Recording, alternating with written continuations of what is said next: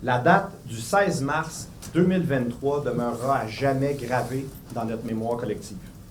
Cette nuit-là, un incendie majeur a ravagé un immeuble de 15 logements de la place Diouville, dans le Vieux-Montréal, et a entraîné la mort de 7 personnes.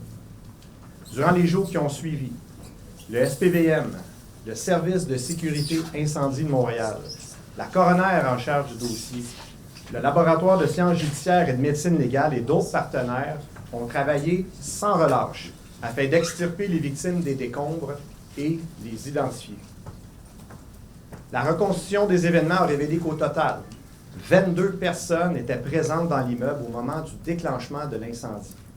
6 personnes en sont sorties indemnes.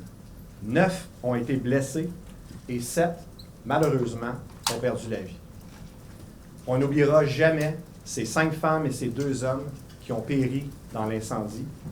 Charlie Lacroix, 18 ans. Walid Belkala, 18 ans. Sania Khan, 31 ans. Dania Zafar, 31 ans. Anne Wu, 31 ans. Nathan Sears, 35 ans. Et Camille Maheu, 76 ans. Durant les premiers mois qui ont suivi cette tragédie, tous nos efforts se sont concentrés sur la recherche de la cause et des circonstances de l'incendie. Puis, en août 2023, la cause accidentelle a été définitivement écartée à la suite de plusieurs résultats d'analyse. Nos enquêteurs ont notamment identifié la zone où a débuté l'incendie et ont trouvé des traces d'accélérants sur la scène de crime. Rappelons que 2 enquêtes criminelles distinctes sont menées par le SPVM concernant l'incendie de la place Diouville. La première enquête, dirigée par notre section des crimes majeurs, porte sur le déclenchement intentionnel de l'incendie. La seconde enquête, dirigée par notre module des incendies criminels et explosifs, porte quant à elle sur la négligence du propriétaire dans la gestion de l'immeuble et son impact sur la propagation de l'incendie, les décès et les blessures causées. En 2024, on avait soumis un dossier initial à nos partenaires du directeur des poursuites criminelles et pénales, et dès lors, nos enquêteurs et les procureurs ont collaboré et des compléments d'enquête ont été apportés par la suite au dossier. Tout ce travail nous amène aujourd'hui à vous annoncer un développement majeur. Ce matin, le module des incendies criminels et explosifs du SPVM a procédé à l'arrestation du propriétaire de l'immeuble incendié de la place Diouville, M. Émile Benamar, 63 ans, en vertu d'un mandat d'arrestation. Sa visiocomparution aura lieu au cours des prochaines heures. M. Benamar va faire face à 15 chefs d'accusation préautorisés par le DPCP, soit 7 pour homicide involontaire et 8 pour négligence criminelle causant des lésions.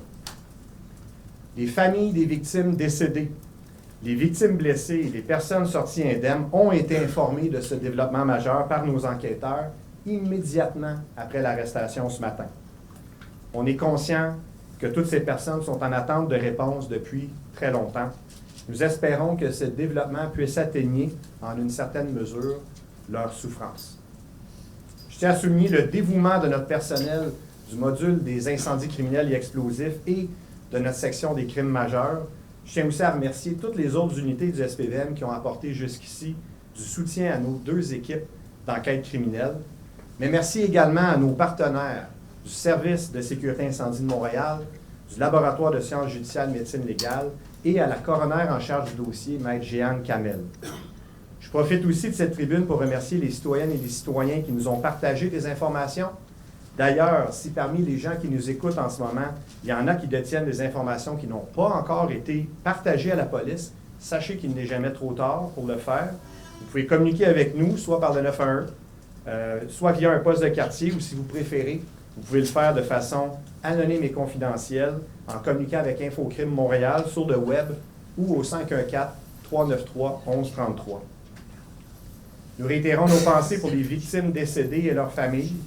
On n'oublie pas non plus toutes les personnes qui étaient présentes sur les lieux et qui ont survécu à cette nuit du 16 mars 2023. Soyez assurés que nous sommes déterminés à faire toute la lumière sur cette tragédie. Le dossier qui porte sur le déclenchement intentionnel de cet incendie criminel demeurera ouvert tant et aussi longtemps qu'il ne sera pas solutionné. La priorité, c'est de rendre justice aux victimes et de pouvoir fournir toutes les réponses aux familles endeuillées. Nous sommes encore et toujours tous et toutes engagés jusqu'au bout. Merci.